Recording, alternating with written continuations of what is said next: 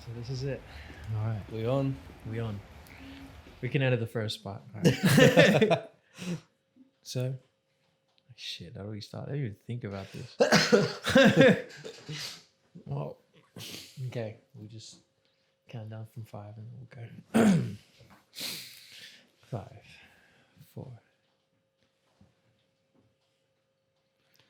So it's good to have you here, Kash. Man, thank you so much for having me. We've been talking about this day for a while. Been talking about this for since I had my shop 2 years ago, man. Man, we worked together. Come a long way together, man. We met in a crazy way. Yeah. I'm humbled for you to ask me to be first guest on this podcast. It's all bro. love, man. It's all It's a love. beautiful thing.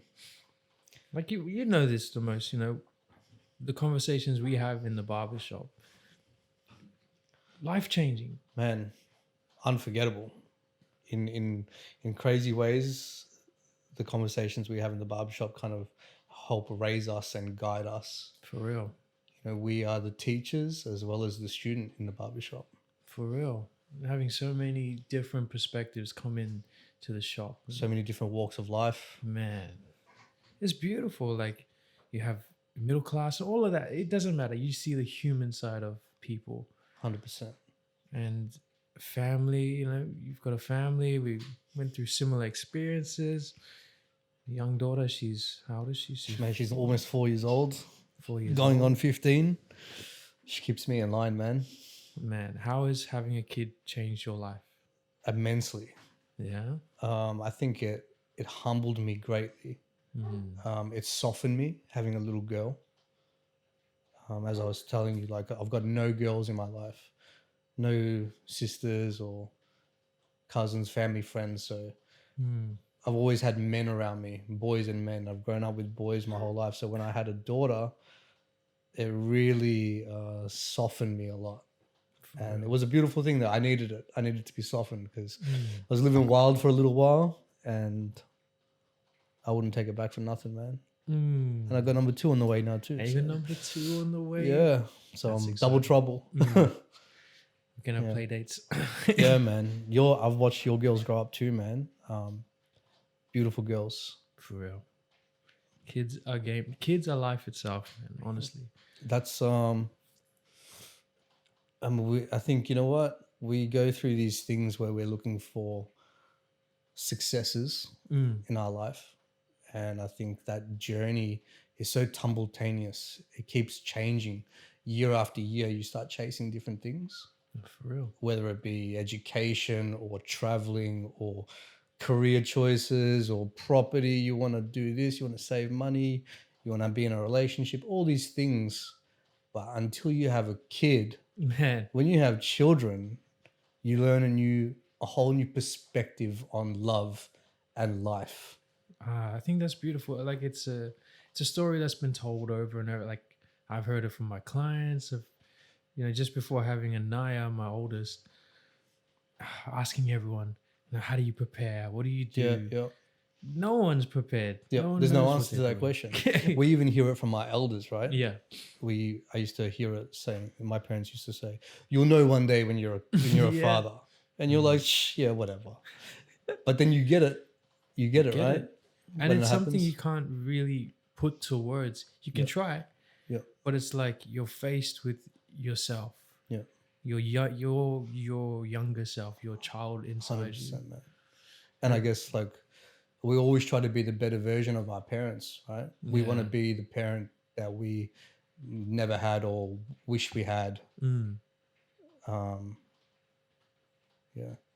Well, I want to ask you about your barbering journey, man. Like, run me through how you got started. What got you into the trade, man? Were you a hairdresser before? It was a funny story, man. So in school, I didn't really have an idea what I wanted to do. I knew it was going to be something creative. Yeah. I had something in my hands. I just didn't know what it was. I remember I always had the best looking sideburns. This is back when those pointy, the pointy ones. Oh. I had the best ones. Everybody was used to the say, thing. "Man, look, how do you get those sideburns like that?" You did it yourself? I used to do it myself. Damn. And after school, I used to line up all the boys whatever we're doing, we're hanging out, we're drinking beers, and I've been Wait, doing everybody's sideburns At after school. After school. Oh, okay, yeah. And that just became a thing. Like everybody just, yo, if you want your sideburns done, Your Kash will sideburns. hook you up. Bro, I swear no one gets those sideburns No, anymore. I haven't seen that stuff. But yeah, one thing led to another, and I had work experience, and I chose to go do it in a hair salon. And I remember I was sweeping the floors, mopping the floors one day after work at the shop, and there was a mannequin head sitting there, and I just started fading the mannequin head, and the boss came out and she was like, "Who showed you how to do that?" Yeah. And I got scared. I was like 15 years old. I was like, "Oh shit, I'm touching this mannequin. I'm not supposed to be touching it." And she's like, "No. You've got good. something in your hands. Like, who taught you how to do this?" And I was like, "No one. I'm just mucking around." And she goes, "Quit school tomorrow. I'll hire you." For real? For real, man. And So, did you do it? well, that's the thing. At the time, I had this different mentality, right? I wasn't taking it seriously. I was like, hairdresser. I'm not going to be a hairdresser. Are you serious? Like the way I was living back then, that just didn't seem like something so I'd go into. You were like fading this mannequin? Or Yeah, you were like I had the clipper, the 0.5 garden, and I was just flicking out. I was just flicking out and I was connecting the sides to the top. Wow. Anyway, it sat in the back of my mind. I went back to school the next day and just kind of forgotten about it. And then a week later, just something clicked in my head and I was like, you know what? I'm going to do this. Yeah. So that day, I got everybody to sign my school jacket, say bye. I rang my parents. I'm like, "Mom, I'm quitting school." She's like, "No, you're not." I'm like, "Bye." And just like that? Just like that. I caught the train to that hair salon. Wow. And I said, "Yo, I'm here. I quit school. You going to hire me?" And she goes, "I said that to you last week. I already hired someone." Oh, wow. And she left me like that. So what'd you do? So from that point on, I said, all right, I'd made that commitment. I'd left school and I'd had it in my head like I was going to go and do that. So I thought, you know what, all right, that's fine. If she can't hire me, she can't hire me. But from this point out, I'm going to go to the biggest and the best. And I'm going to learn from the biggest and the best. I'm going to make it known. And she'll hear from me one day. Or she'll hear about me one day. So I went to a massive hair salon. Yeah. Arguably one of the best at the time. This was in Hawthorne. Yeah. And I got the job. And how'd you get the job? You just I just turned up. I was confident. I was on it. I was there 15 minutes early for my interview, and I just looked him in the eyes and I just said, "Mold me." You know? Just like that. Just like that. So you already had a set of skills that you had. I wouldn't say a set of skills. I would just say I was hungry. Yeah. You know, and I was what I look for now when I employ young'uns. I was ambitious and hungry and motivated and inspired, and I knew I had something in my hands. And I knew that I just needed the right leadership and guidance to take me under their wing. Amazing. So that's how it all started, man. And the rest was history. Well, I think I won Apprentice of the Year. Apprentice of the Year? In my second year of being an apprentice at this shop. What's the shop called? It was called Talking Heads at the time. They're no longer around. I think the guy's retired now, but he was one-on-one taught by Vidal Sassoon. Oh, yeah, so he's like some real fancy hairdresser. Yeah, right. He took me through the ropes. He taught me a lot of things. There was a guy that managed his salon too, who was a part owner, who taught me a lot as well. Yeah. He taught me all about exploring my own personality. Taught me about etiquette. Yeah, right. He taught me the importance of shaking a man's hand firmly, eye contact, confidence, the art of conversation, how to control conversation, how to adapt to different personalities. All these things that are some kid that hang out on the streets, like they don't know that kind of stuff. Personal hygiene, deodorant every couple of hours. Yeah. Dress nice, you know, little things like that I needed polishing up on. So I learned a lot from him, and then I also learned a lot of my skill set from the other guy. Wow. I didn't know that about you, man. Yeah, man. I honestly didn't know that. And then one fine day, I had this epiphany. I was like, hold on a second. This all started from sideburns. Yeah. And I just had this thing like, I don't want to be doing these ladies and these mums and all this. I'm not into Vogue magazine. Like, I want to be a barber. All the hairdressers, yeah. Yeah. So I was like, I want to be a barber. That was the moment. And I said to the boss, I said, I want to be a barber. And at the time, barbering wasn't cool, bro. Barbering wasn't a thing back then. So the boss, he was charging $500 a haircut back then, Wow. Oh, okay. 15 years ago. Wow. So he was killing it. And he was booked 6 months in advance. And he looked at me when I said, I want to be a barber. He looked at me, he goes, you want to work like a donkey all day after everything I've taught you? Good for you, go. Wow. Just like that. And so that was a little bit disheartening. Yeah. But I felt like something big was coming. Because I'd always kept up to date with urban culture, barbers in America, barbers in the UK. I saw that the culture was happening there, and I felt like it's only a matter of time before it kicks off here. True. You know, and I wanted to be And a it part has. of it. So I stuck to it. And I guess we've been doing this roughly the same time. I feel like you're a bit longer than me. Is it? I've been doing this for about 15 years. About 12 years for me. Okay, similar. But I feel like because we've been doing this since before it was cool. I think I felt like I joined when When people it were was saying cool? it was a dying trade. That's what I'm talking about. Yeah. So before it was cool, right? Because I feel like our gen made it cool again. It's not the old guy with the black and white checkered floors anymore. You know what I mean? But I feel like it was always a thing. I don't think Australia or this side of the world. That's what I'm talking about. You know, I'm talking about Melbourne adapted. specifically, Yeah, fair. right? Fair. So like I feel like that's why a lot of these young guys call me and you OG. But even though we're similar age, I feel like they look at us like we're OG. Yeah, it's pretty overwhelming being called an OG, but Yeah. I think there are pioneers in Melbourne. Yeah. You're definitely one of them. I wouldn't say I'm a pioneer. I don't want to ask for that. But like, you know what I mean in terms of how But people look kinda up like- to us. They give the very- respect. 'Cause Yeah, they give see, respect. like, They give yeah, respect. That's Yeah. what it is. It's a mutual. It goes back and forth. Yeah, for You know sure. what I mean? Tell me about you, man. How did you get into this? Oh man, What's your story? mine's not that cool, man. But basically, I was young. I was 15. I was like, all right, I'm gonna make some money. Yeah. So I was like, Facebook was the thing. Yeah. I posted up on Facebook. I I'm a was like, barber. nah, anyone looking for jobs. Okay. And two of my cousins hit me up on Insta when Facebook was the thing, man. I never forget it. Everyone was on Facebook. Yeah. And my cousin works at KFC at the time. She's like, come through, I got you. And I was like, okay. And my cousin Ross, shout out to Ross, mad love. He told me, You told me about Ross. He was Yeah. in the Hampton Park at the time, right? yeah, Okay. yeah, Yeah. Hampton Park, the cold section, now it's all gone. Yeah. But basically, he was like, come through, man. Lol. He said lol at the end. I was like, okay. And then he called me and he's like, "Sonny, come through. Come sweep the floors." And I didn't want to be a barber at all. There wasn't anything in my mind. Yep. And I was like, oh, whatever. So I rocked up. He picked me up. Did you know what he was doing at the time? Yeah, I knew he was a barber. And did it ever cross your mind that you would be that one day? Not at all. Never entered your mind at all. Never. Okay. Honestly, it took me like probably, I reckon 5 years to be like, okay, I'm a barber. Yeah. I just put in the work. But there's something that hit me really hard in that 5-year process was you don't follow your passions. Your passion should follow you. You don't have to be a barber. You don't have to be anything. You can just be a monk or whatever you want. You walk with passion. Passion follows you in the way you wake up, everything in between, and how you go to sleep.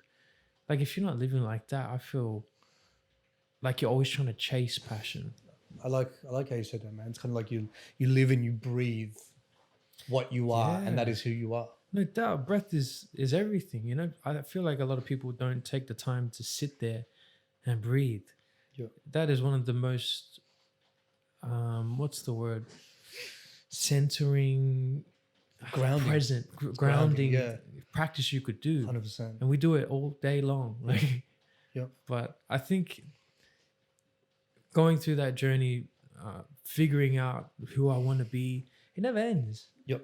You know, we go through relationships, we go through drama, heartbreak, all of that. And then what are you left with? And after it all, we're still getting to know ourselves. It doesn't end. How we react to different situations. Yes, 100%. It's like always trying to search for the destination. Yep. And instead of focusing on the journey, Like there's a saying, what is it? The journey is the destination. 100%. Every obstacle is part of that journey. And we've had many conversations about depth in passion and love. And you actually posed this question to me, but I want to pose it back to you. Tell me. Before we even started this conversation. And we'll get back to the start of how you became a barber. We'll get back to that. Yeah, okay, yeah, yes. First word that comes to your head when you think about desire. Now, I guess everybody's answer to this question would be different. What's yours? Desire. What I think of when you say the word desire, I kind of think of smoky mirrors, something that we're trying to attain that's attainable, but one of those things that once you get it, it's not all that special. And then all of a sudden the desire changes to something else. I like that. Do you know what I mean?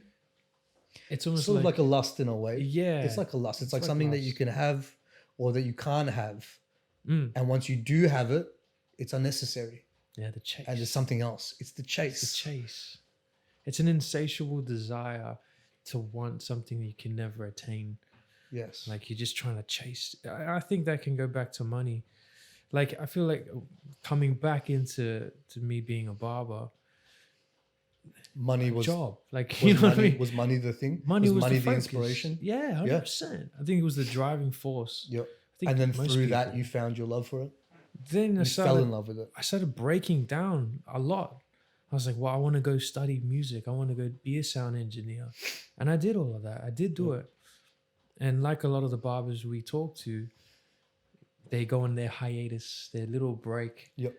Crucial. Yeah. I think it's essential for barbers to, in any trade. Man, you have to unwind. You don't want to burn out. No, for real. For real. You don't want to burn out. And I think you can get a certain re-inspiration from taking a break. Sometimes just taking a step back, Yeah. chilling for a little bit, regrouping, and you come back more focused and more energetic than ever. Yeah, and a different perspective. Like you put yourself in a different place. Yep. To see yourself. It's a funny thing, right? Like I remember when I was younger, because I started barbering when I was 15, right? We started the same age. Yeah? That's crazy. There you go. So I feel like I started young and I went through the channels of working for a hair salon, top tier, then middle, then going to a barbershop that was like an entry-level barbershop. Then I went to a funky barbershop. I kept on experiencing all these different levels and subcategories or genres, if you will, of places of work. And I was trying to find me in all those places. I'm like, okay, where do I fit in? And I started taking little bits that I liked from all these places to create me. Yeah. And I lost my train of thought. No, I love it because I think it comes full circle. Yeah. Like I've seen you change dramatically from the person I've known to the person you are now to your child. Yeah. Like it's come full circle. Yeah. And now you're like, okay, how do I put it? It's like give yourself, your younger self, what it needs. And these are the people that come in our lives. You know what's funny about that, man? Like it took me a long time to learn this. And now with the young guys around us, I tell them this straight off the bat. It took me a long time to realize that the wild kid, the 15, 16-year-old wild kid that had to be tamed in order to become this passionate, ambitious businessman. There's only so long you can keep street mentality. It'll only get you so far. You know what I mean? Well, what else would you need? What else will get you, you know? Patience. Patience. Patience, understanding. You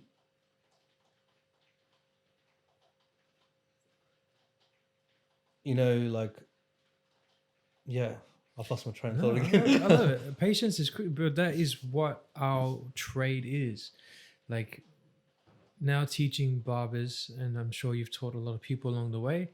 Nacho, shout out to Nacho. My man. Mad love.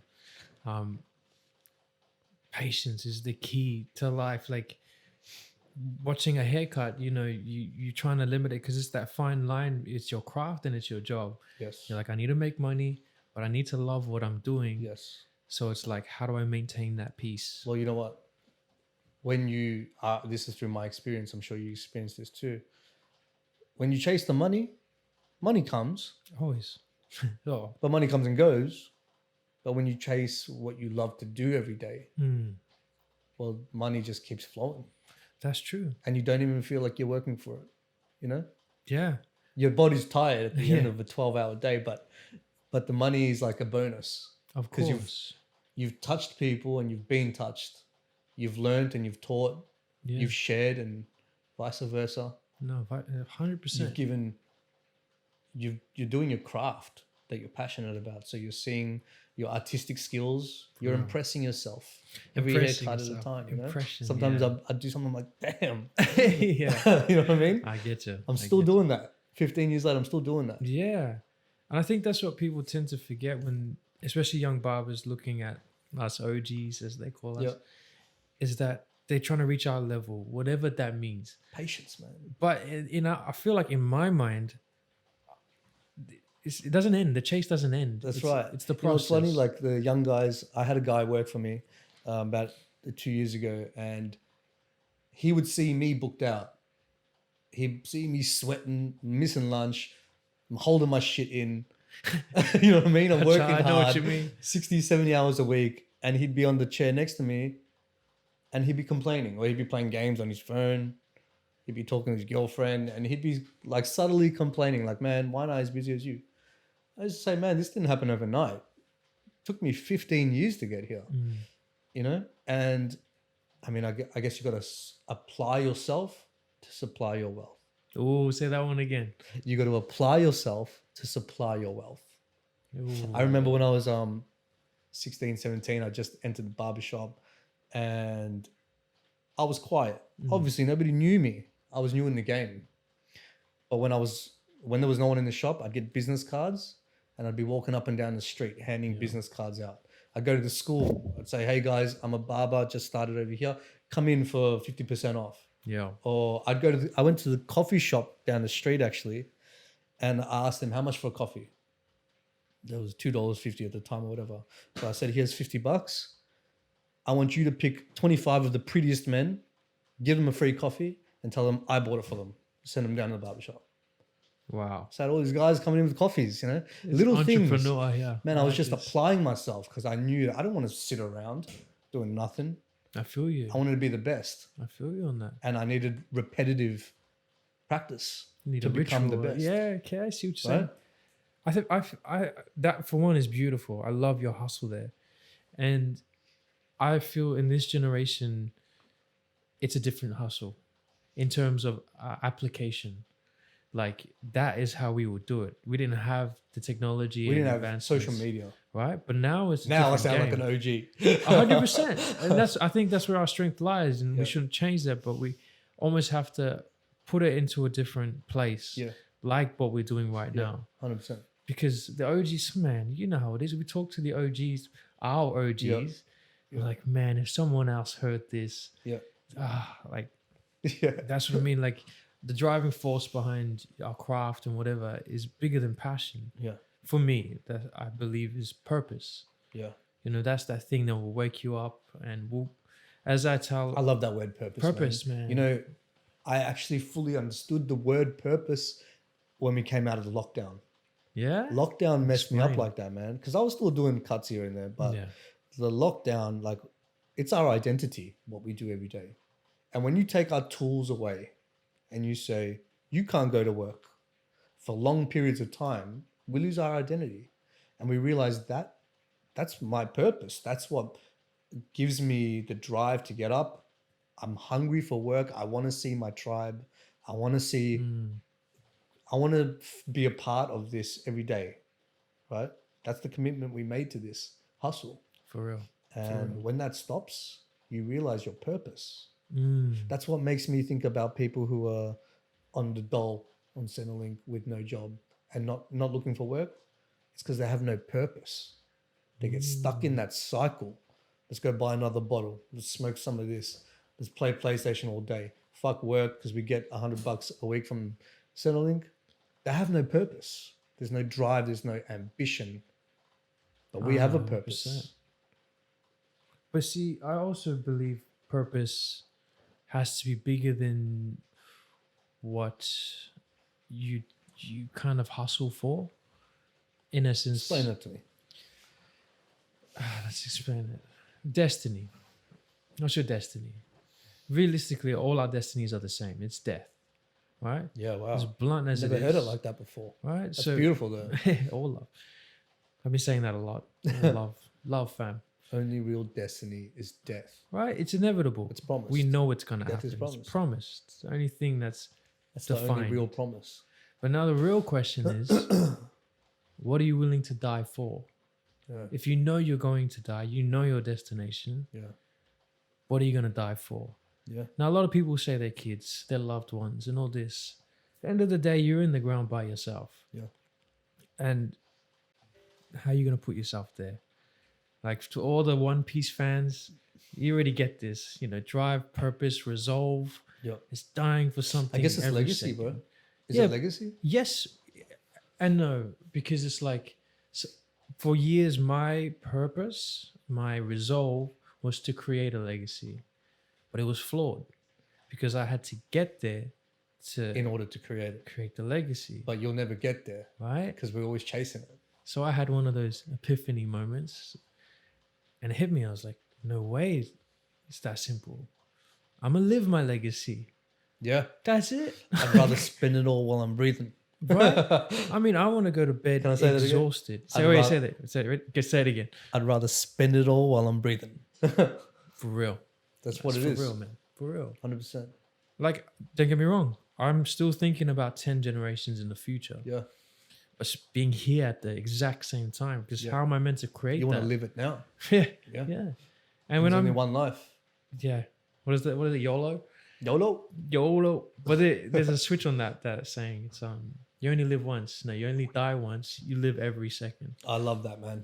I love that. I've seen that before. I I love that. I don't know where I heard it. But it's Yeah. great.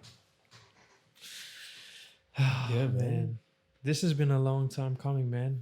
Oh, man. I've been thinking about this for years, bro. I've always thought to myself, even before you brought it up with me, I've always thought that the barbershop is where some heavy conversations take place. Yeah, it's because it's so intimate too, and It's intimate and it's a platform. It's a comfortable platform that we've created for men to take their masks off. Men are all day walking around wearing masks. yeah. You know, Explain that. Like, what kind of masks When have I say you seen? masks, I mean like we're all taught to kind of push our feelings down and just be this person, or be, if you're in the corporate game, you suit and tie up, you play that game. You know, we're all taught that we've got to be someone, but when you come in the barbershop, you sit down. I see through the bullshit. Yeah, I I feel like you see the real side of men in this space. Yeah, and in and it's all comfortable stages. for everybody. Yeah. You know, whether you're on $2 million a year or $100 grand a year or 20 grand a year, everybody can sit in the barbershop and conversate together. True. With the mirrors in front of them, that's self-reflection. When you stare at yourself long enough, you begin to break down and open up. For real. It's natural. For real. So I feel like, yeah, we set this space to take those masks off and be comfortable and just Breathe. just be you, man. Right. And it's accepted. There's no right or wrong thing you can say in here. You know what I mean? It's all accepted. And I also feel like it's a great place to challenge these opinions, to challenge the perspective of what it means to be a man. Like, I don't think barbers realize the kind of influence and power, I guess, that they have in their hands. Not just the tools. And, So true, man. you know, they're molding these people.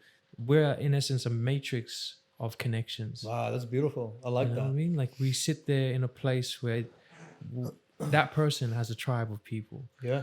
but they reference us remember the last time I came back, we talked about this. Yeah, and man. You remember it? And it built this depth of character. Oh, over the years, I've had so many beautiful conversations with people, Oh, man. man. And about all kinds of things too, They've changed my perspective. Anybody that knows me knows that I'm pretty firm on like what I think is what I think. Oh, yeah. But I'm also open to the conversation. And Yeah.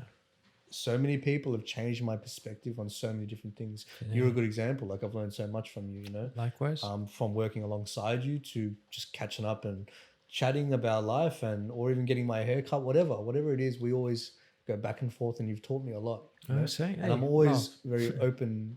I leave it very open-ended because I know that I'm firm with my thought process, but I leave room because we never stop growing and we never stop learning. So I always leave a little bit of room. I love that. I love that. Yeah. I think that's what we do. Like I've always come back to barbering because this is the space that we work. We hold space for people, literally. Yep. And we take something off for them to gain a new perspective. Yeah. You know what I mean? You come back for a trim. And I don't think women understand how important it is for a lot of men. It's culture. Yeah, it's culture. It's become culture. Yeah. A man can go and get a massage, go get a facial, go get his nails manicured if he wants to. He can do these little pamper things, but none of them quite hit like a barber when they come and visit their barber. Their weekly or their fortnightly or their monthly experience with their barber. Yeah. Nothing quite hits like that. That's true. Yeah. That is true. Would you say, how has a barber shaped you at being the man you are now? You know what I used to say? I used to say that being in a barbershop taught me how to be a man. Yeah. Okay. But it didn't. It taught me how to be around men. Right? It taught me, I'm going to use this word, I don't know if this is the right word, but it taught me to flirt with men. When I say flirt, I mean... Mad sus, bro. Carry on. I'm going to use that word. I'm going to stick with it. Yeah. It taught me to flirt with all kinds of men in order to be able to kind of lure them into my chair, if you will. Yeah, I get what you're saying. You know what I mean? Entice them a little. Entice them. And kind of, with my little way, I open people up. I make them feel very comfortable. Have a seat. And then I slit their throat. No.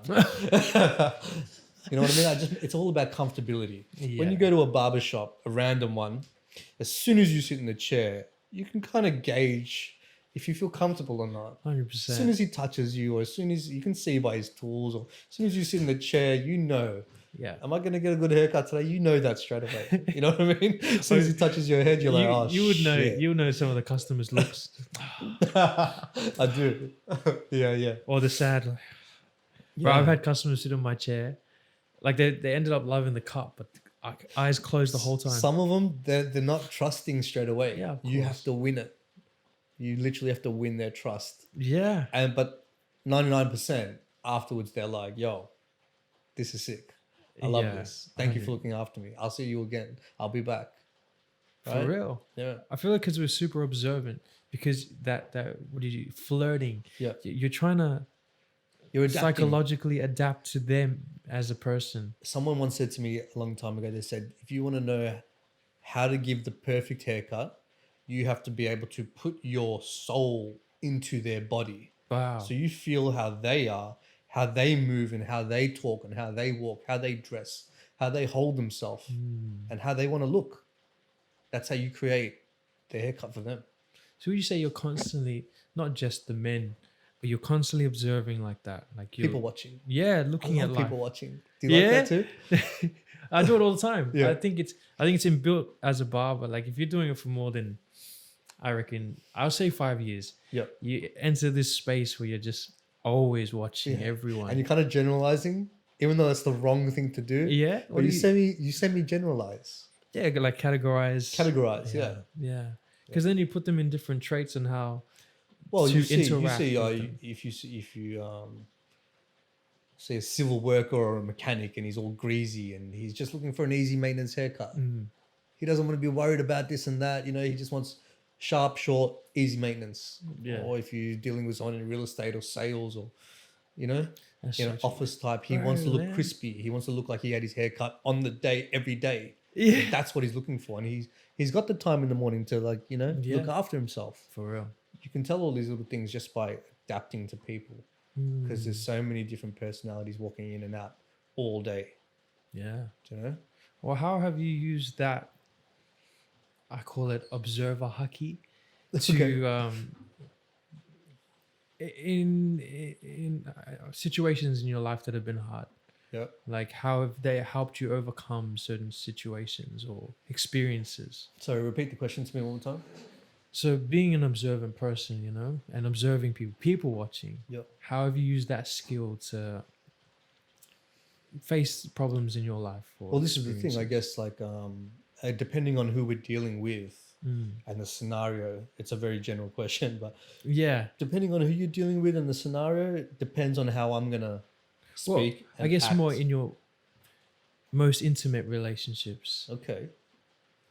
Because at the end of the day, that's your tribe, that's your home. And I always tell everyone that's where you have to face everything. I guess what I can pull out of that is everyone's personality is different. Everyone receives and perceives different. So I guess just giving the benefit of the doubt most of the time, giving understanding, because sometimes people will say, my daughter or my wife might say something that I don't necessarily understand, but I know that they're not coming from the wrong place. So I guess just giving opportunity to be taught or to be made to make it make more sense for me. If I don't get it, make me get it. Make me understand. Yeah. You know? You're floating again. Floating again, exactly. And I think it comes back to patience as well. Yeah. Taking the time to create space, be patient. Yeah. I love that. Yeah. I love that.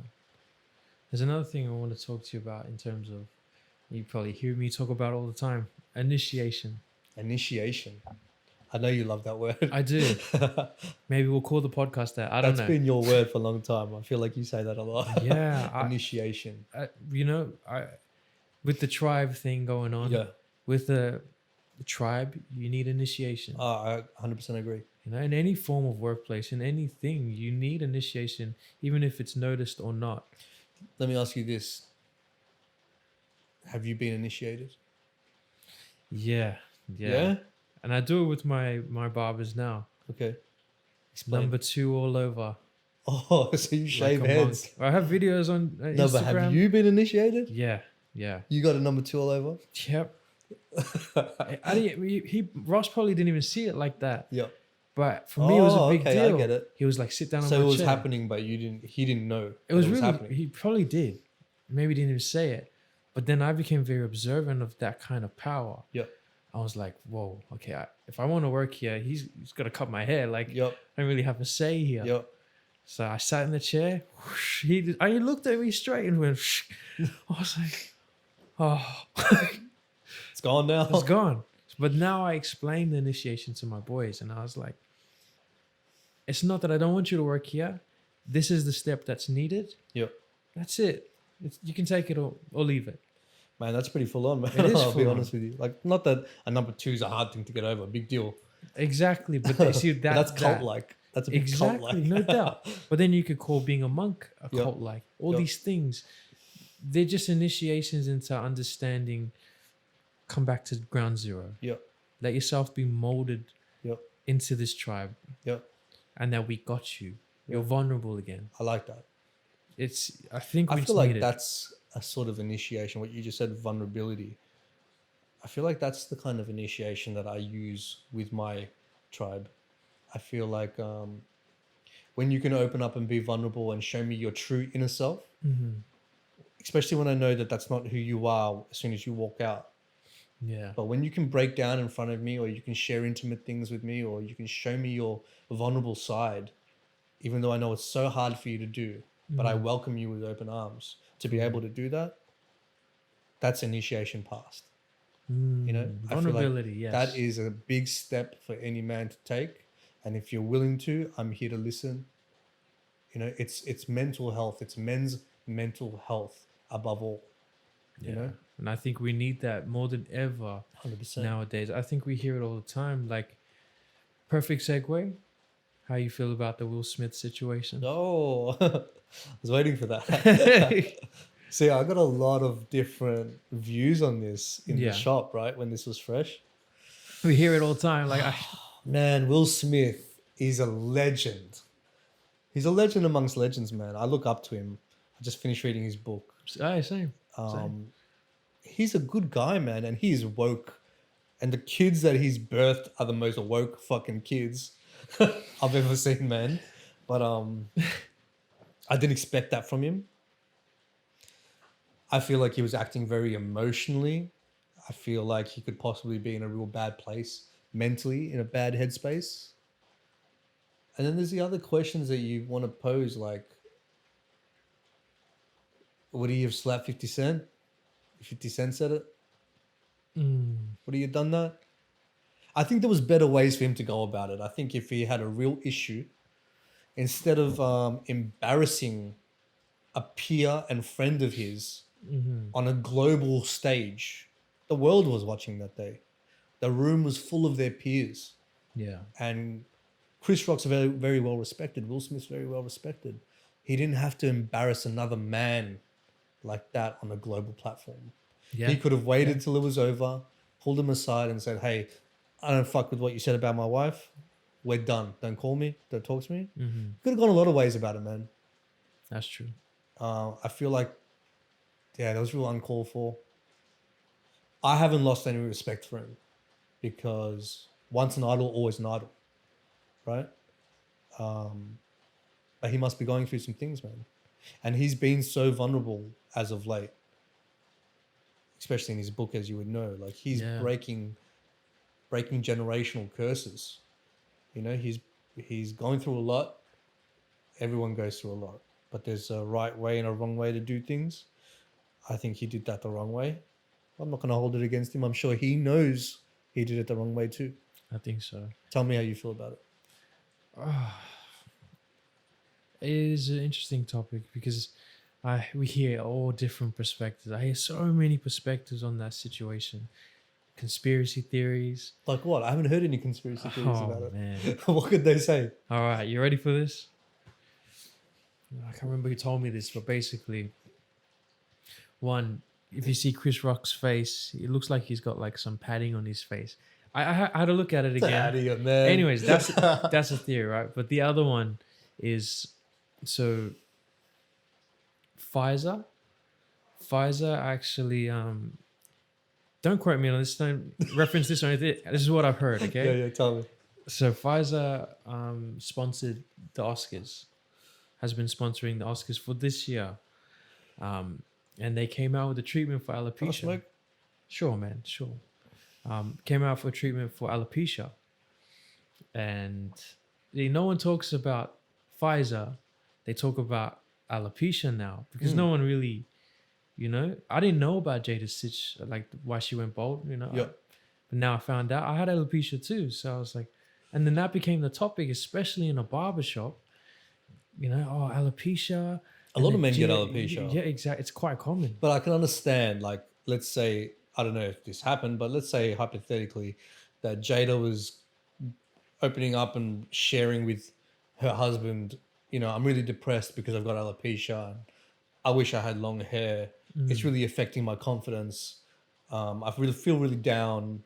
I don't know if I should wear a wig or should I just rock it? And he's saying, he's probably saying, baby, I got you. Don't worry about it. You're beautiful, wear what you have with pride.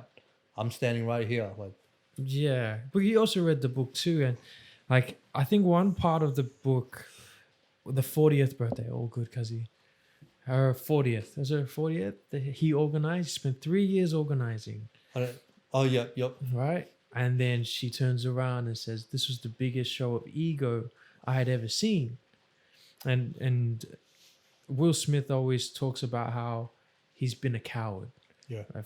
To his father and not standing up for his mom and this and that.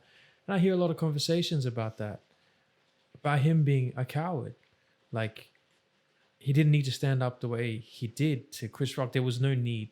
One, it was a passing joke, and two, he's a comedian, and That's I his feel job, like man. comedians should push the boundaries like Yeah. that. Yeah. And he's an actor, and there's a form of method acting where sometimes you can't snap out of this, and he talks about that in the book. Yep. His first role into a big remember, movie, yeah. he couldn't snap out. Yeah. I wonder if this Stuck is similar. in gear. Because his movie he just finished was the Serena Sisters. I haven't seen that yet. Me either, but he was the father and very protective. Yep. So I don't know.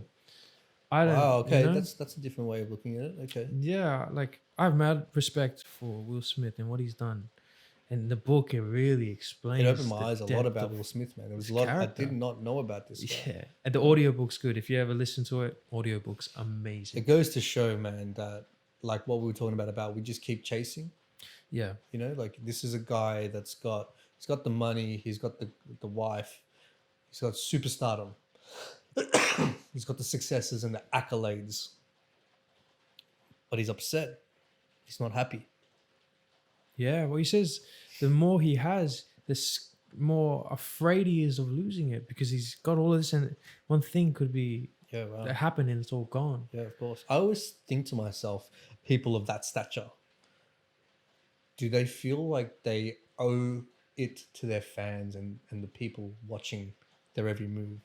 I feel Do they like feel they like would- they owe something? they Like would they got just- to keep hitting these Keep hitting benchmarks it, to yeah. keep us busy, to keep loving them? I feel like to some degree, a lot of, in the industry, people are like that. But you hear of like Britney Spears and all these people having these breakdowns and Sure. being controlled, and they can't walk anywhere. I think it's only natural. Humans aren't supposed to be pressed like that. You know, it's toxic. Oh, for real. I think Yeah. they're very vulnerable, and that's being used against their will. And they're taught to just stay strong, keep smiling and waving at the camera. You got to make money. You're the product. Man, Lupe Fiasco, Superstar. Have you heard that song? That's exactly what Yes, we're talking about right now. Yeah, I'm pretty sure. Well, you want to play it? If you like. Oh. Nah, later. Later. Yeah, okay. I can't listen to just that song. I have to listen to the whole album, man. Yeah. Well, see, look, that's another thing that I've been drawn to you about is music.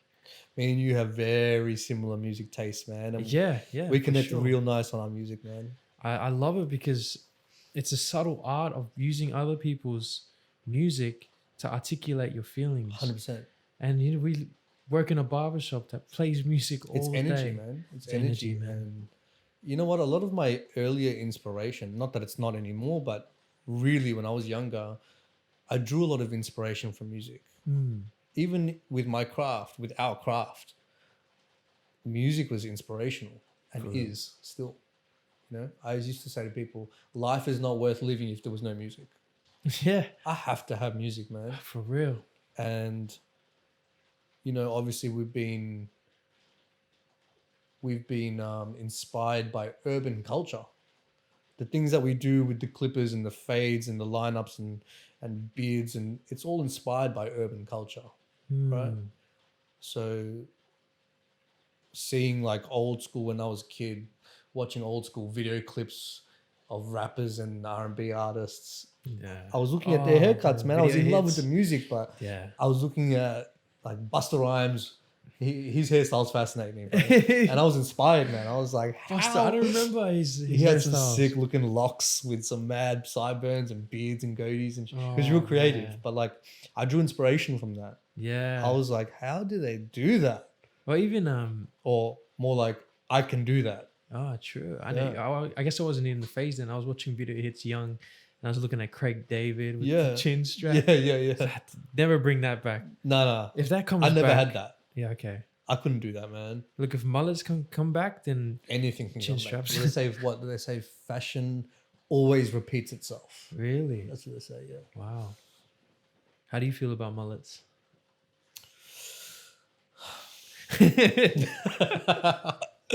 I'm not a fan of mullets like the Dustin Martin mullets. I don't Okay. like that. I'm not a fan of that. I can do them real good, Yeah. but I'm not a fan. Do you feel like anyone like there's certain Some people people can pull them off mad, man. Yeah. Like so I got some mad sesh head clients, Yeah. and they kill them. Like I couldn't picture them with anything else. Yeah, fair. Fair. I like burst fade mullets, like not the long ones, not the ones that come off. the Yeah, head, yeah, like burst the fade real mullets. short crop burst fade mullets, Mm, because there's an art to that. there is. I feel like a lot of these sesh head mullets kind of look a bit backyardish. Do you know what I mean? And I Yeah. feel like it's not offensive, but I just feel like, man, you're booking in with me, you should take advantage of my skill. Yeah, for real. For real. Like, all right, I'll do it. I'll take your money, but you know what I mean? Like, take Give me advantage of me, man. I'm here. You booked me for the 45 minutes. Yeah. Like, let's do something cool. Let's do Mhm. something creative. Ah, I love that. Yeah. All right. Well, then who are your, apart from mullets, going back to music, who are your 3 top artists? You can't ask me that. I knew Oh, you I were going to think- ask me that. I had You to, I can't had ask to, me I that, had man. I had to. Who are my 3 top artists? 3 top artists. You got to give me a time, like what era? 90s, man. 90s artists. 90s. And you got to give me another subcategory. Like, are we talking like Rap. commercial rappers, underground rappers? What are you talking about, like, man? I know you have your iconics, man. Like in the rap. Let's take all the scene. iconics out of the equation. Okay. Oh, you want to talk about iconics? No, like to you. Your Just to personal. me? Yeah, just to you. 90s? What was it? 90s 90s rappers. rap. I'm going to say Mos Def. Mos Def, yep. This is in no particular order. Uh-huh. We're doing top 3? Yep, top 3. Nas? Mos Def. Nas.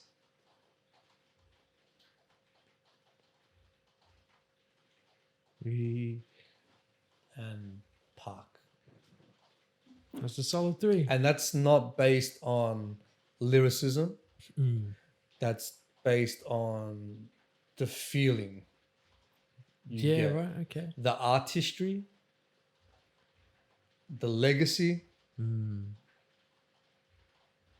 Because when you listen to those 3, you see what the fuck they're talking about. It's true. They got depth. You know, They depth. got depth. Yeah. For sure, man. Yeah, man. What Nah, about you? I love that. You tell me. Oh, I don't know. Because I might change my mind now when you tell me your artist. Oh, man. See, I wasn't heavy into the rap scene in the 90s. That was you because you're the old gen. You're old gen.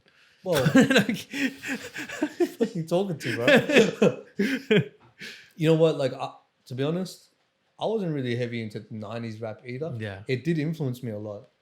But I've learned to, like, I love music from all eras, Mm, you know, and all kinds of music too, not just rap. of I love course. all kinds of, music. course. I just you know asked me a very specific question. Yeah, so now yeah. you have to give me the answer No, to the 'cause same question. Oh, same question. Yeah. I probably wouldn't do 90s because I'm like not as. Oh, well, Big Al is one. I just Ooh, love his okay. like I was wordplay. listening to that album on the way here. Ah, so good. Lifestyles of the Poor and Dangerous. Mm. Great album. Shout out to Conrad. He always gives me the good contents, man. Yeah. Yeah, Big Al for sure. Another guy I was like, oh, it's not like, oh, what's his name? How many dudes you know roll like Scribe? Oh, I just love this what? flow, man. How You many would put dudes that know? in your top 3. I don't even think that's 90s, bro. That's Yeah, double O's. Oh, what are double O's? That's double O's, man. Okay. That was like when I was in year 7, year 8. Wow. That's like 2003. Damn. Okay. See, yeah, like That was 90s, bro. I'm 94. Like, by the time I got to like 10, I was, yeah. Damn. You got 2 more. 2 more? Oh, you got 1 more. I got one more? No, you got 2 more. I got 2 more. Ah. Yeah, that's a hard one, eh? So you got Big That's Al. hard. Got Big Al. Conrad will be slapping me right now. Oh man, of course Biggie, man. Like, I just his music can sit on top of any instrumental. Ultimate storyteller, man. Oh, it's just the tone, flow. Yeah, man. Cadence. The way he hit every beat. He rode the beat. He never missed a Yeah. beat. He was on it. And he was a suburban Yeah. G, you know. Yeah. Bed-Stuy. Yeah, I would say Tupac too, 100%. Okay. So you pick Biggie, Pac, and Big Al. Yeah, no, in no specific order. Yeah. Yeah. Yeah, Yeah, cool, man. but yeah. I love that. Have you found it like when you're in the shop, in your shop? Have you had a day without any music? You know what? Yes. Only very recently when I felt that, and you know what? No, not complete days, Yeah. more the second half of the day. Yeah. Okay. Sometimes, For a reason, or you just yeah, there was a couple of days where I just felt real clustered in Yeah. my mind. Mm. And, you know, having different conversations with 15 or 20 people every day, it weighs heavy on our brain. For real. Whether our bodies admit it or not, it's in our brain. It's in our subconscious.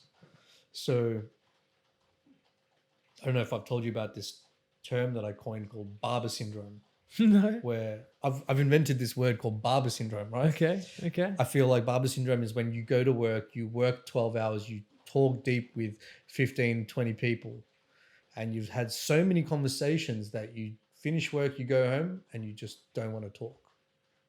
You just kind of want to be quiet. The energy is not to talk. I feel on that, man. Yeah? I feel on that. Do you see where I'm coming from with that? Bro, people always ask me, it's like, oh, what music do you listen to in the car, or like stuff like that? I was like, man, Silence. bro, I'm like dead silent. Or minimal. Minimal, Just very, unless very I'm with minimal, someone like else. soft. Yeah, I minimal. like some soft jazz if I'm by myself, or something soft Man. to easy listening. 100%. I do a podcast. yeah. I- But sometimes I feel like so many conversations, second half of the day, I don't want extra clutter, yeah, especially with like some sexy R&B in the back, or some gutter mouth hip hop talking about guns blazing. You know, there's too much clutter going on. Sometimes I just like some silence. depends on the crew. But yeah, I think when you're by yourself, I don't know, maybe it's me too. Maybe it's the barber syndrome thing, but time to yourself becomes so crucial. 100%. It's so important. Yeah, so important. Yeah. And you know what? I'm lucky I have my wife that understands that, you know, so she can tell sometimes I come home from a big day. She knows to just give me a little bit, let me shower up, let me chill. And then she'll see me come back to myself, and she'll it's good to have someone like that. Invite me in properly, you know what I mean? Yeah, for real. So yeah, she understands like that, which is very important. It's just really important. Yeah. I had this interesting thing. It's like I was talking to one of my boys, and he was saying, I don't know who he was showing me, Dan White or something, I don't know, some guy.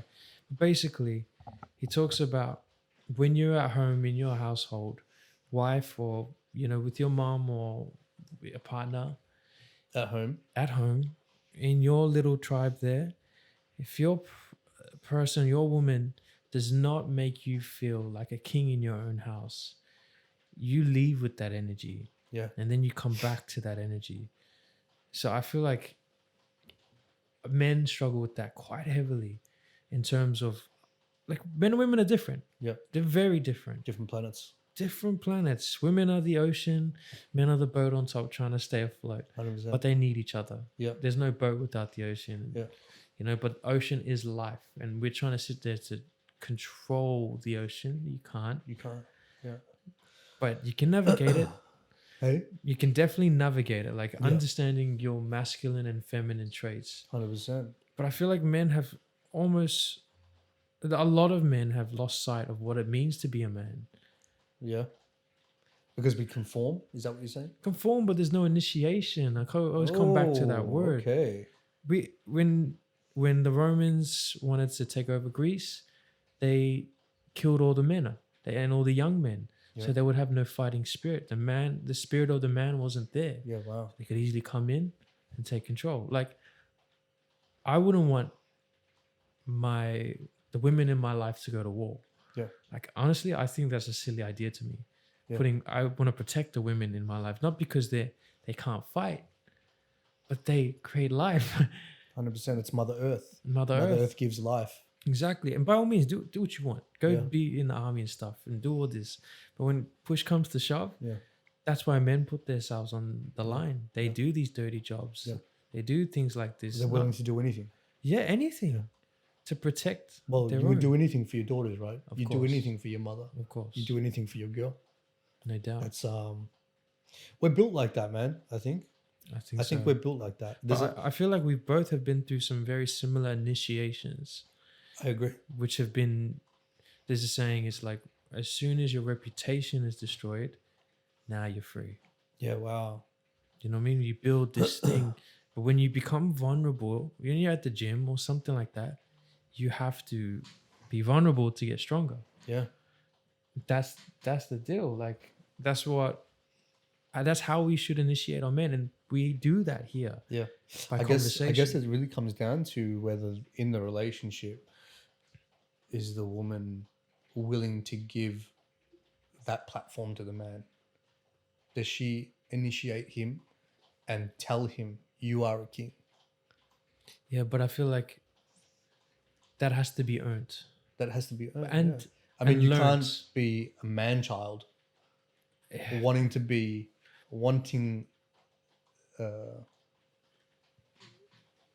wanting the riches of, or wanting the fruits. You can't have the fruits if you're a boy and you're not working for it. You have to deserve it, right? But yeah, you could be deserving of it, but also knowing how to earn it. Like you have to put your roots in for the tree to even grow. So true. And that work people aren't taught anymore. Yeah. I believe to an extent. Like the work we do now as men is to make sure we have money and there's food on the table and so forth. Providers, right? we're providers. But there has to be an equal give and take there. Yep. Because, you know, if the woman wants to go do this and that, but if a man really is like solid on his masculine and that's what's going to give him purpose, Yep. if you pull that away from a man, if you pull freedom away from a man, he's never going to feel like he can be himself, I believe. See, I'm a firm believer in a man and a woman should both know their place. Oh, explain. Now, I'm not being sexist at all. Anybody that knows me knows that I'm pro woman. Yeah. I love strong women. Mm-hmm. And I'm raising a strong woman. And I live with a strong woman. And my mother's a strong woman. Mm. So I'm all about standing up for our women. All right. But I do also feel that a man being a provider is essential for me anyway. That's my purpose. My purpose. I take pride in putting food on the table, paying bills, and buy my girls whatever they need or they want. I take pride in that. My wife, she knows I take pride in that, and she works just as hard as I do, and she earns good money, but she understands that she's got a baby in her. Yeah. And she's going to give life. And there will be a time in our lifetime where she's going to have to stop working for a little while. Right? So I think she understands how a household works. You know? Have you heard that saying, too many chiefs, not enough Indians? Yeah. That's essentially what I'm trying to say. But a functioning family understands those dynamics and understands what it takes to have a household work properly. Yeah, there's a dynamic there. There is a balance. Yeah. And I think that's crucial. Like, I'm not talking about cooking and cleaning, because but that does we come, share those things, right? Yeah, that's part obviously, of it. Yeah. If she's going to be at home with a young baby and I'm going to be at work, obviously she'll be doing most of it. But any spare chance I get, I'm there and I'm helping out, and because I genuinely want to. I want to take the stress and the pressures off her wherever I can. But she also understands I'm in here looking after baby. I'll have dinner ready at this time while you're at work, because I understand you're going to be hungry when you walk in the door. Mm-hmm. And that's how we balance it out. Yeah. I think it's important to understand where the masculine and feminine traits lie, in terms of the masculine, for me, is the person who makes a firm decision and stays clear to it. And I think that's also the role of a woman, to trust and be guided by her man when he makes an executive decision. no doubt, but you see what I mean? I'm not defining it to the woman or the man, because I feel like we should both encompass both masculine and feminine energy. Like a lot of our wisdom and strength comes from the feminine. I feel like 100%. we And- manifest it from and it. also together, because yes. you It know, wouldn't- there might wouldn't be work. times where I have to make a decision, but before I make that decision, I'll run it past her, Of course. and she'll bring up little things that I never even thought of. Yeah. And I might change my decision, but at the end of the day, whatever decision I make, she stands by me, Yeah. and vice versa, because I will ask her for advice about anything and everything, whether she knows the answer or not, and vice versa. Yeah. So no decision is made solely by one of us, Yeah, of course. right? It's a It's a collective. team effort. Yeah. No, I love that. What would you say has been the most inspiring thing for you in terms of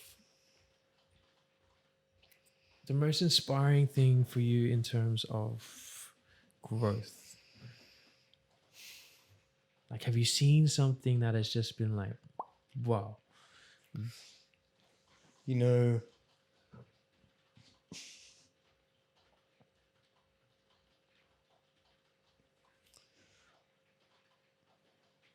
sorry, man. No, you take your time. I just had a little flashback. Yeah. When I was growing up, both my parents, they're chefs. So there'd be long hours at work. They ran their own business.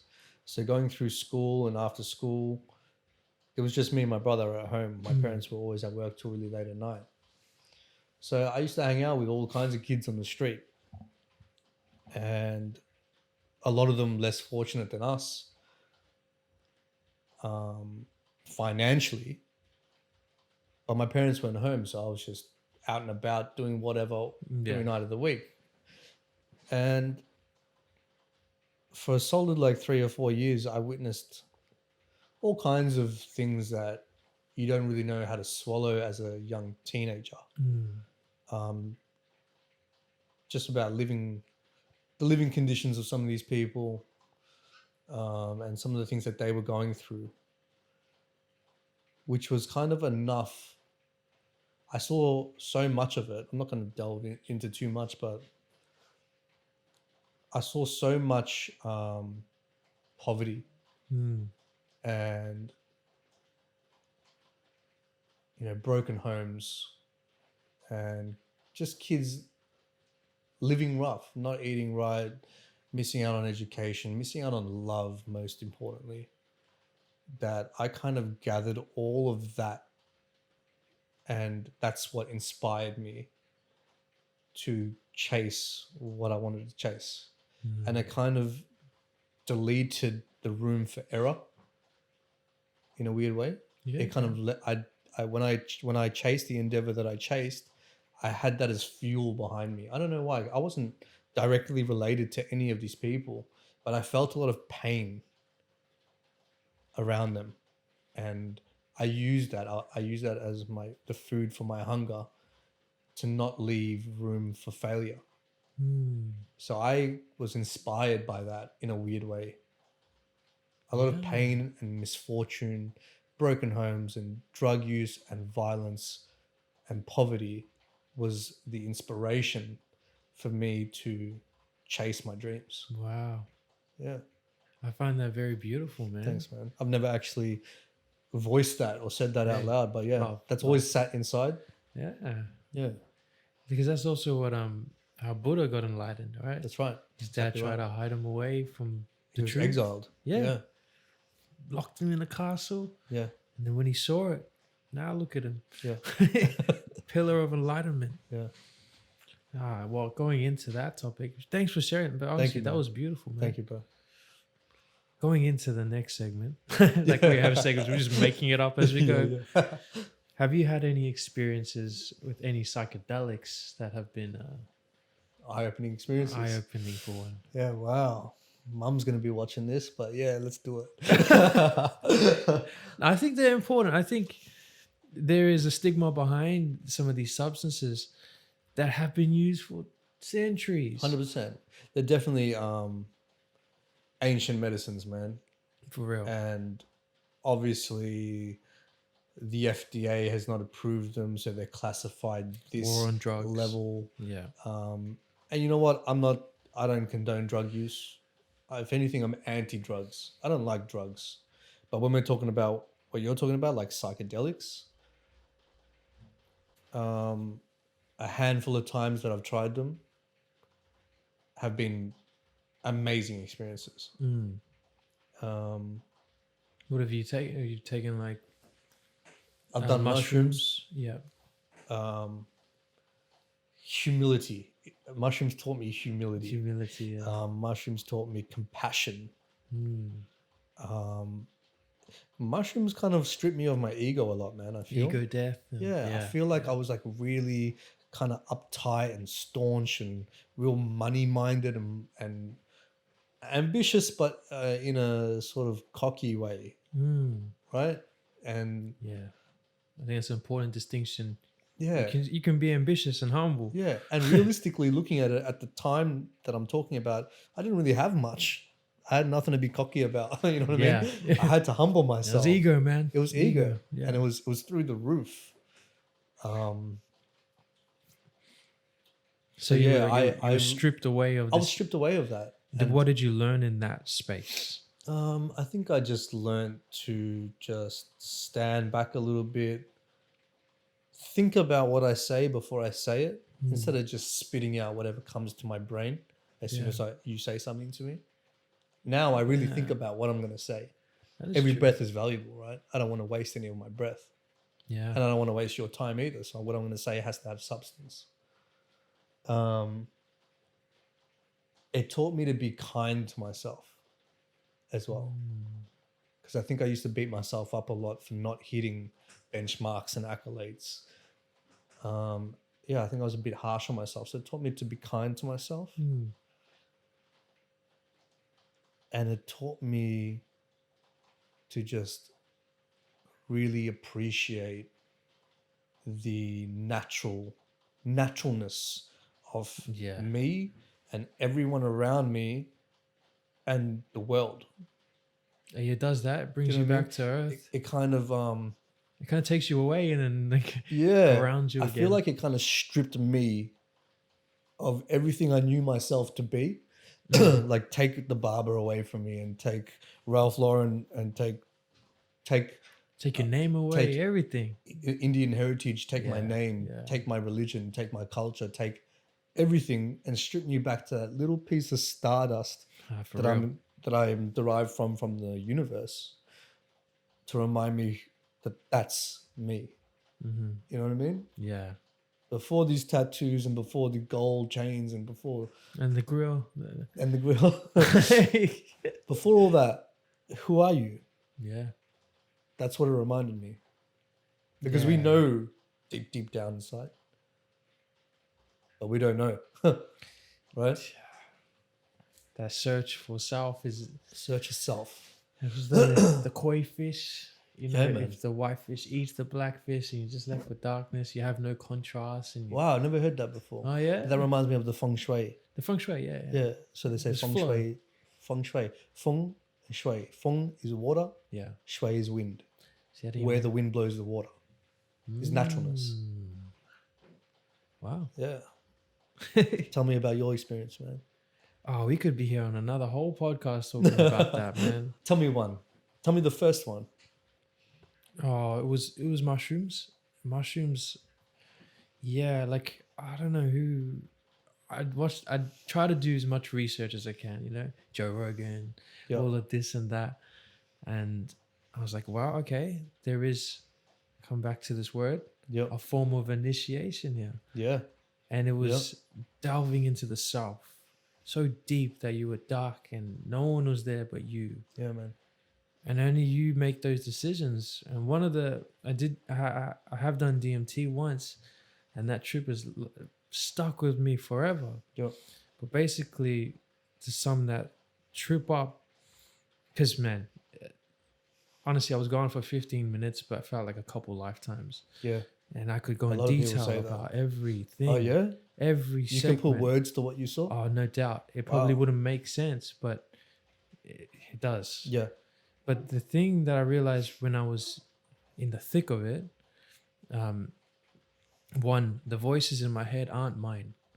None of them are mine. They're from somewhere else. Or they're reflections of other people's insecurities or anything, everything. Yeah. So then who's the person choosing these voices? Yeah. Right, that's Where's it you, coming right? from? You're the observer. Yeah. You're the active observer. But the active observer doesn't have a voice. Yeah. So the thing these voices, when I was in my DM trip, was saying was to give up my choice to choose. And I was like, well, okay, how do I give it up if I can't choose it and I can't say it? Like, where is my choice? Yeah. And you've been in that place of no ego. It's like, okay, well, I'm not me. Yeah, sure. But then I realized, I think we touched on it earlier, I actually went in with the answer. The answer was to let go. But I was faced with the question. And it was to, give up my choice to choose. I don't even know if that was a question or a statement. Yeah, wow. Right? But I went in with the answer not knowing. Yeah. So I just went. Man, that sounds like The Alchemist. That's what I felt. Have you read like. that book, Yeah, The Alchemist? Beautiful book. That's what that sounds like. Yeah. Essentially It's in my about backyard. a boy. It's in here. Yeah. Yeah. A boy looking for the answer, but he had the answer all wrong. All along. And that's always the case. You talk to any spiritual healer, anyone, Yeah. they'll be like, go inside. Yeah, yeah. Yeah, you have all the answers. Yeah. Yeah. And you know what? It's beautiful watching people discover that for themselves. Sure. Like in the simple things, like I'm teaching I'm teaching barbering right now. But when they get it, When they get it, that feeling, man. oh man, shout out to my You've boy just opened Joseph, a man. whole new thing to But someone. for real, like, and I'm like placing these forms of initiation so deeply. Yep. So I know when it's happening. Yeah. So I remember the other day, Joseph was cutting hair and he could not be bothered. He was like, oh, I just did 2 haircuts and I'm tired, the early stages. And we just did like 25 haircuts. Anyways, I knew his next initiation. I wasn't going to tell him anything. I knew he was going to be exhausted and he would hate me. He was sitting there like, hey, Sonny, can you help me? And he say anything. Just looked at him. Yeah. And I sat outside. It's like, Yeah. No, he was searching. He was like, if you're here, I'm good. Yep. But I was still here. Yeah, I man. was not helping him. That's like spotting at the gym, Yeah. right? You need someone to stand behind you sometimes and pretend they're helping Pretend, you. exactly. But it's all you, man. You're lifting it. But this time I was watching him, but not watching him. And then he was mad at me. He was so mad at me. He's just like, man, screw this guy. Yeah, man. yeah. And bro, that was his best haircut. Yeah, wow. He finished the haircut. Who and was he was this? like, Joseph, Okay, the one who was helping us Yeah. set up and everything. Beautiful, man. Yeah. Yeah. The thing And how about beautiful is that initiation, feeling, man? it is and isn't, because you have to watch them suffer. Yeah. But that's vulnerability. You know what? Them suffering in that way, you're still giving them the directions of where the roundabouts are. Oh, yeah, I'm giving You them the still tools. told them yeah. where to slow down. You still told them where to speed up. But you now still you got to told them- drive the car. Exactly. You still told them it's wet, so drive safe. Yeah, exactly. You know what I mean? Exactly. So See, that's beautiful, man. Yeah, initiation, man, is crucial. That's something I got from my psychedelic experiences, for sure. Well, you know what? Like, I feel like those ancient medicines, they'll heal the world one day. Yeah. Not yet. We're too dumb right now. We've been, brainwashed by. Yeah. We're too So- stupid right now, but they definitely have something in them that can change the world. I can't remember the doctor who said it, but there's a plant for every disease. Yeah, right. But we're using petroleum and all these side Those effects, chemicals and drugs. and rubbish. Yeah. It is because weird. they're addictive, man. They're addictive, and they don't fix the issues that you're diagnosed with. They just mask it or band-aid it, and then Yeah. once you're addicted to the medication, then you're stuck going back to the pharmaceutical company and giving them money. And then the food keeps you sick, Yeah. and then the It's- pharmaceuticals keep you sicker, and then it keeps going back. And who owns the pharmaceutical companies and who owns Yeah. Safeway and Coles? The government, right? Pretty much. I actually the don't know. banks. I don't really know. It's a twisted tale, man. It's Let's not get into that. yeah.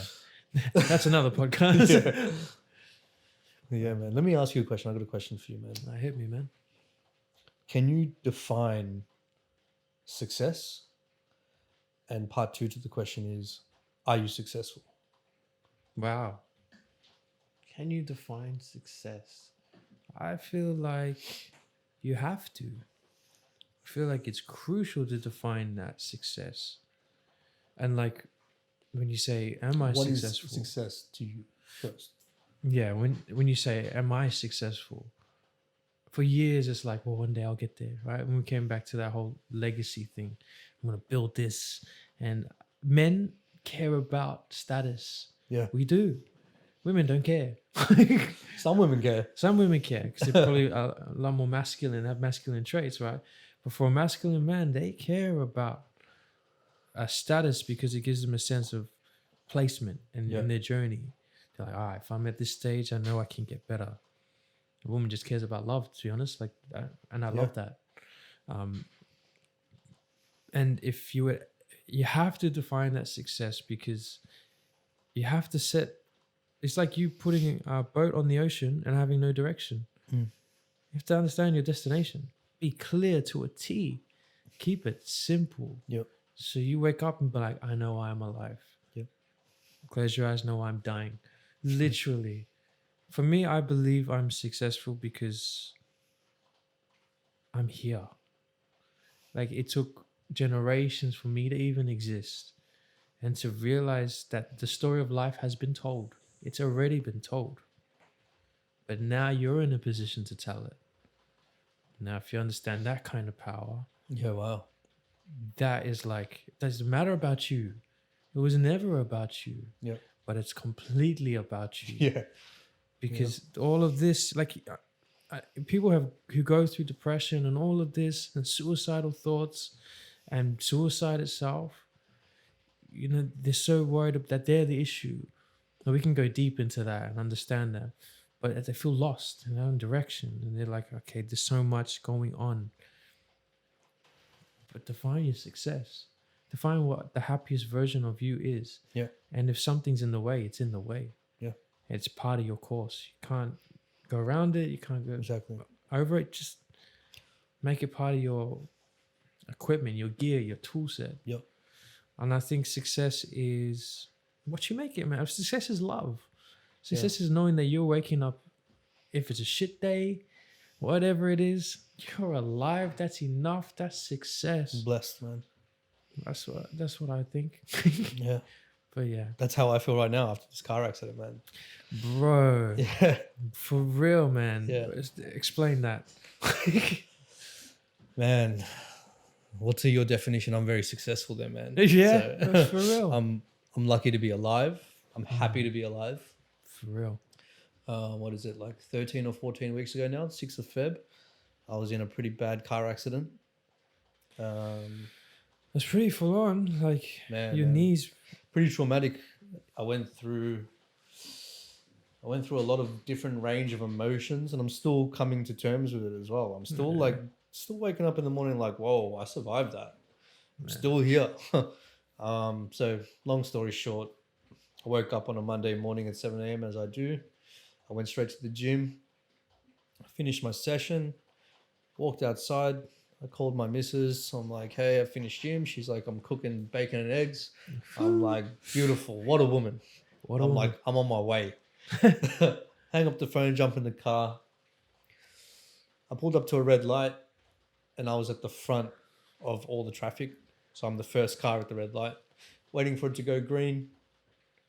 Goes green. I do the right thing. I'm driving 60 k's an hour. I'm driving straight.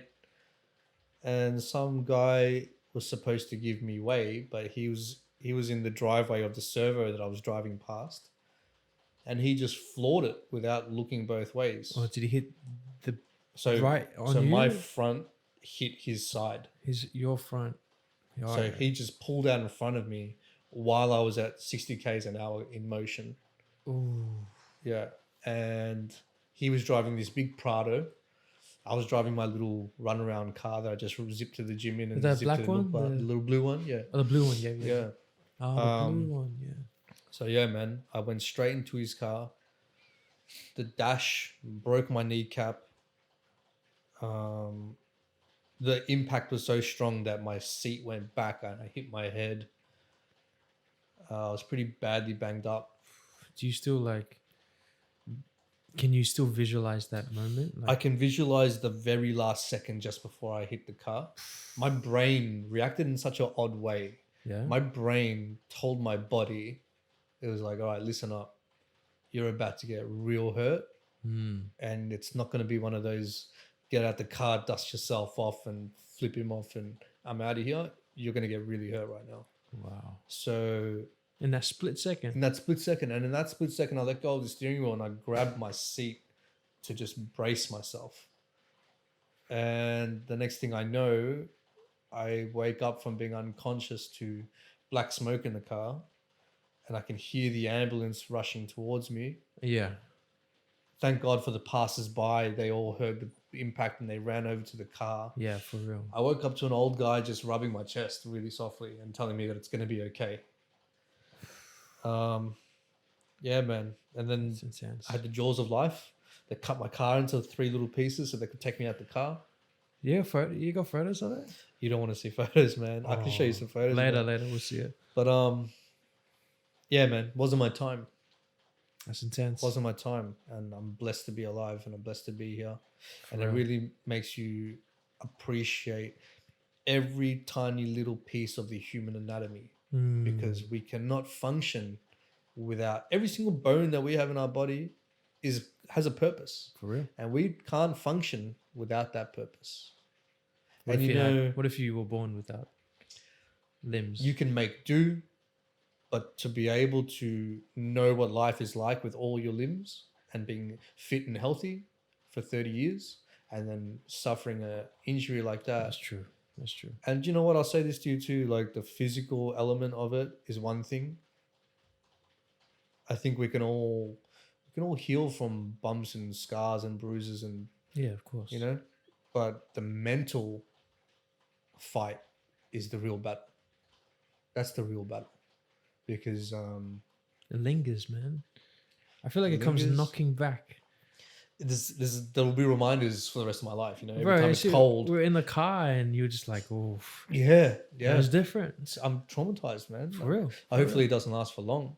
But I mean, when I say the mental aspect, I mean more like when you can't do basic things like shower yourself or put your socks on by yourself, or it's a genuine struggle, and you're in the mirror on a frame, getting into the shower, and you need to call for some help for pass me my towel, or I can't do this, or help me put my undies on, or Yeah. that's the real time where it really hits you. You know? Yeah. Yeah. And it humbled me, man. For real. It really humbled me. Because you spent 14 weeks. 14 weeks out of work, 1 week in the hospital, 2 surgeries, and probably got another 6 or 8 months to go till I'm back to semi-normal. I don't know if I'll ever be 100% in my leg, but I'll come back bigger and stronger than ever. No doubt, man. Because struggle makes a soldier. So I can beat you in a race now. Just. Probably just. You a pretty fast runner? No. Okay. No, not at all. Nah, of course. You feel like that, like your near-death experiences, they wake you up. Seriously, man. Seriously. And like I was dealing with, my wife's pregnant at the moment, and people are coming to my house checking on me saying, oh, how's your knee? How you doing? And I'm like, don't worry about me. Like, she's pregnant. Like, give her the love. I'll be all right. Because that must have been hard, like, knowing that you were out, you had a pregnant wife, and you couldn't do anything. I was supposed to be caring for her, Yeah. and here she is caring for me, you know? So that just took our relationship to a whole nother level. Yeah. You know? How did that make you feel as a man? Like I'm a very lucky man to have her in my life. Yeah, I love that. You know what I mean? And there wasn't one point in time where she made me feel like I was a burden or like she's like tired and she can't be bothered. Like she never did that. She had my back through thick and thin. Yeah, I love that. And we got through that, you know? I feel like it made you hungrier. Yeah, 100%. It's And sort it of like- also it made me appreciate exactly how beautiful the relationship it is. Mm. You know, it really made me value her. I value her top tier, but it really put her on a pedestal for me. You know, so there's love nothing that I wouldn't do for that girl. You know what I mean? Shout out. Yeah. Shout out, Cassie. Love you, baby. Oh, I love that. Absolutely love that. It's good to see you happy, man. Thank Honestly, you, my man. I've seen you through this journey. You've seen me. Yeah, man. We've both caught glimpses of each other over the last probably 3 or 4 or 5 years. You've seen some ugly sides of each other, some beautiful sides, but that's the full picture. That's man. what life is, man. And real friends stick by each other. Of course, so- I think we've created depth Yeah. beyond Yep. beyond all means, which I love, and I feel like that's what life should be about in all your relations. Yeah. Build depth, be patient. 100%. You're still alive. Man, I remember the tree across the road from my shop. Oh yeah, explain that tree. Oh. Oh, it's like perfectly. I don't know. It was like a symmetrical. So for tree. those of you who don't know, at the front of my old shop, there Cheese and used to Gents. be Cheese and Gents Dandy. Mm-hmm. There used to be this beautiful tree at the front of a church, and me and Sonny would stare at this tree all day fucking long. We used Completely to think that this sober. Tree, yeah, we were sober. Just But we looking used to at this feel tree. like this tree had all the wisdom in the world, right? It probably does, eh? And it was a perfectly symmetrical tree.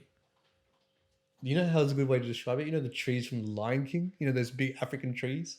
Yeah, yeah. It was like that, but perfectly, half of it faced the sun and half of it was in the shade. So half had It was like darker and then brown leaves, brown leaves. and yeah. one had green leaves. Half of it had green leaves, Mm, but it had beautiful shade. yeah, dude. I remember we used to go sit underneath that tree, Yeah. just talk shit after work. Or, Yeah. Yeah, I love it. It's just crazy how I love trees. I could stare at a tree. Like yeah, man. every tree is different. Yeah. Oh, I don't know. Did you know that if there's 2 trees and one of them is dying, Mm. the tree next to it can send nutrients through the root system to the other tree to keep it alive? Yes, yes. Trees are so misunderstood, man.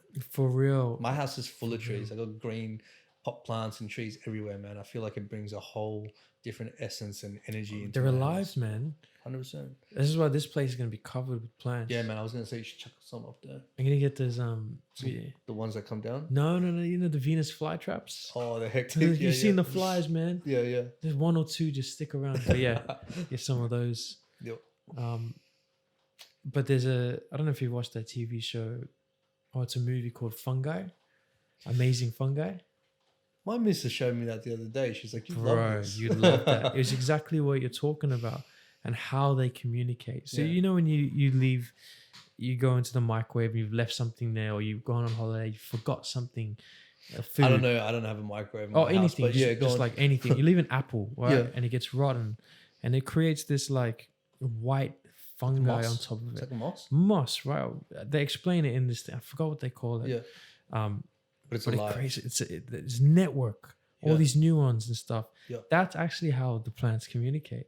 Well, through that's what they these say about networks. mushrooms, right? They say that Yes, mushrooms work in networks fungi. too, right? Yeah. So wherever you see one mushroom, it'll never be one mushroom. There would be one. No. And mushrooms don't have root systems either. They just go down into the ground and come out at another mushroom.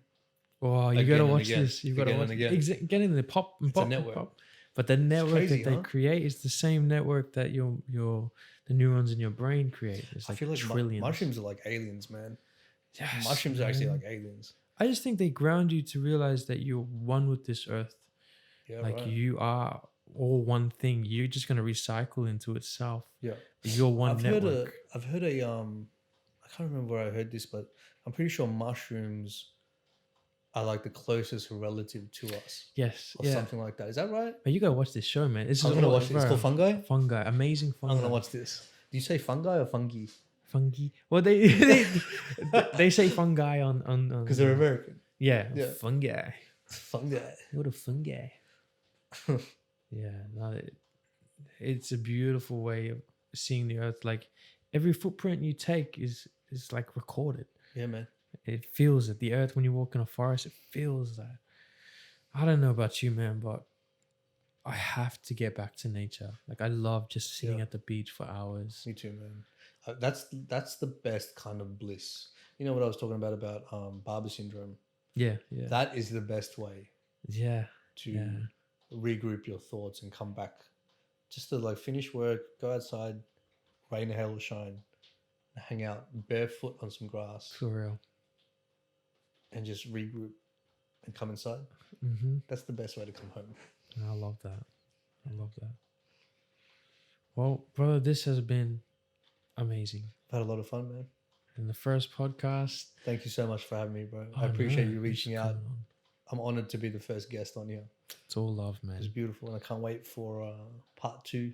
Yeah, If for you want to sure. have me here again, I'll be here, Of man. course, man. We got the same tattoo, as you can see. Is Tribe all day. Well, it's a part of, before we leave, I've got a gift for you. What do you got for me, man?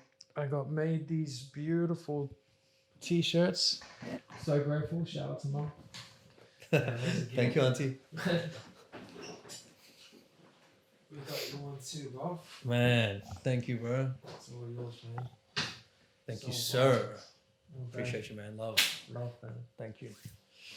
And to everyone who listen to our podcast, We out. love. We out.